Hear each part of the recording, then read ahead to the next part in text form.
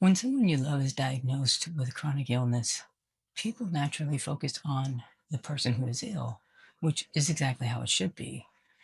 But I'm, over the years, I realized something happening, and I didn't see a lot of conversations or talks about the people who love the people that are ill. Maybe you have a spouse that is ill or a child that is ill, and you do some type of caretaking within that role that you're in.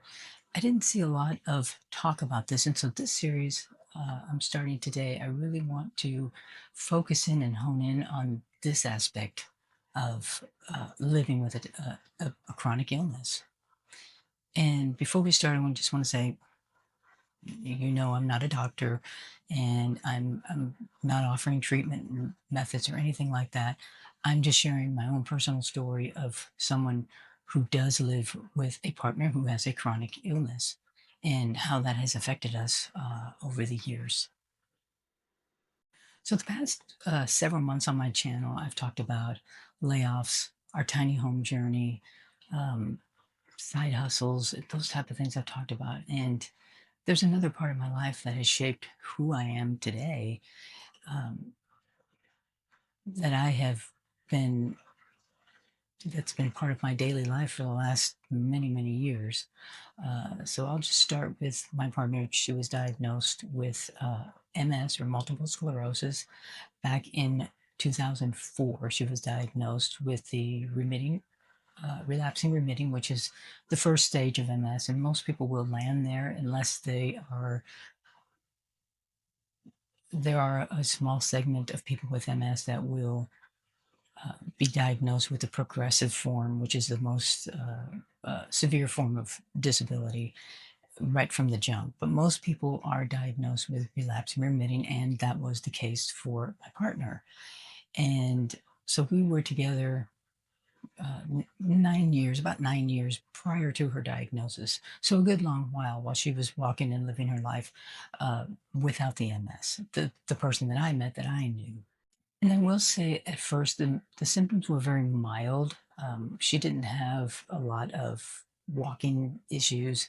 She tripped sometimes. She had more fatigue than normal.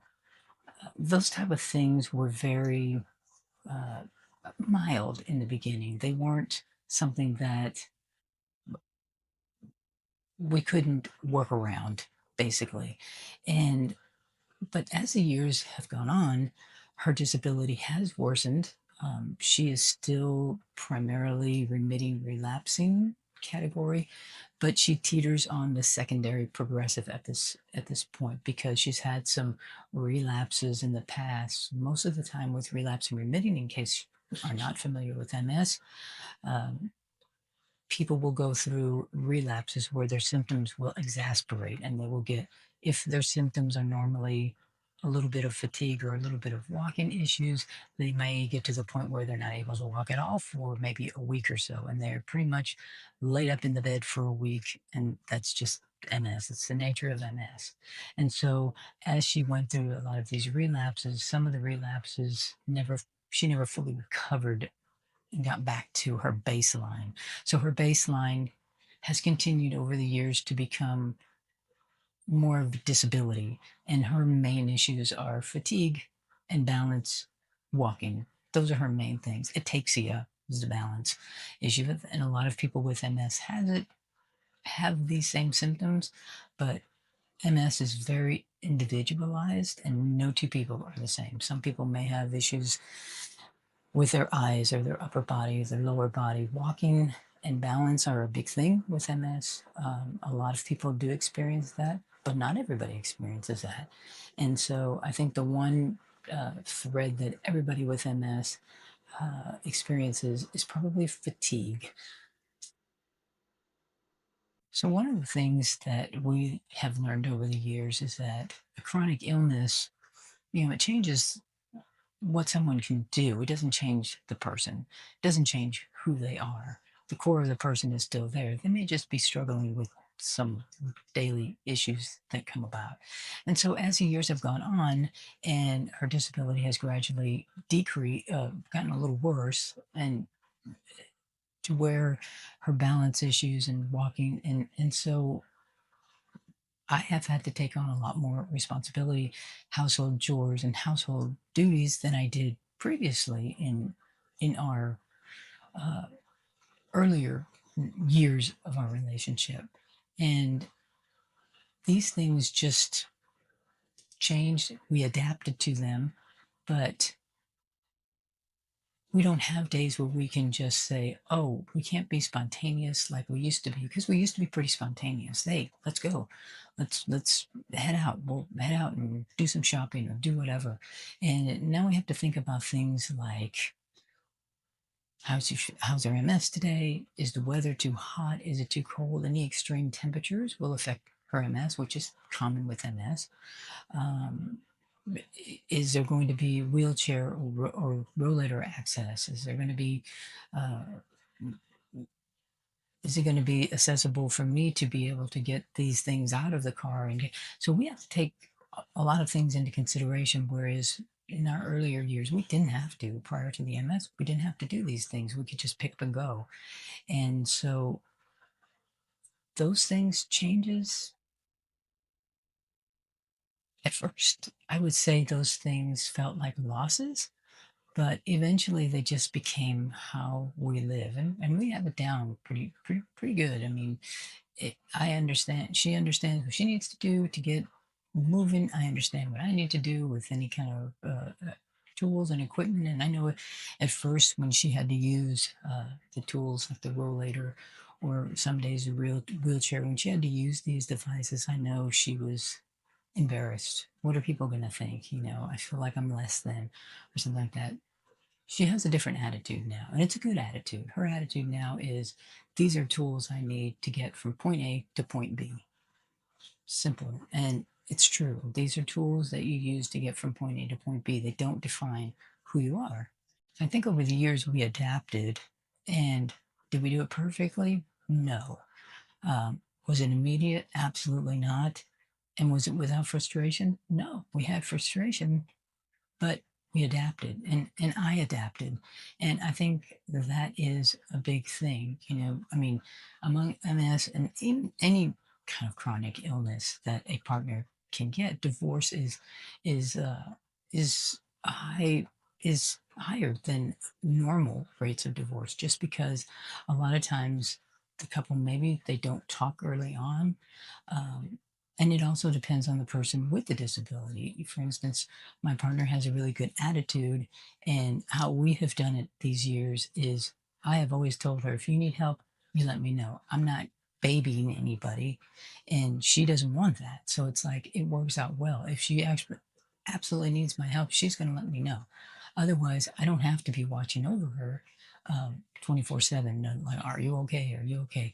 And these type of things. And so I think it comes down to communication between the two. And if you are a caregiver, or you are in a role where you're taking, because I don't really consider myself a caregiver. However, I do a lot of things that I didn't do 30 years ago.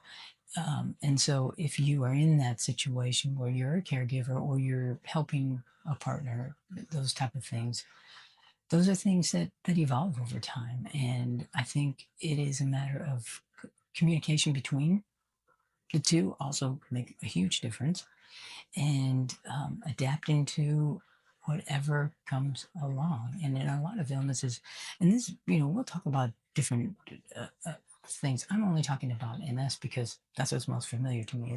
It's funny because before she was diagnosed, we knew nothing about MS. We knew that Montel Williams had MS, and that's pretty much all. The only thing we knew about MS.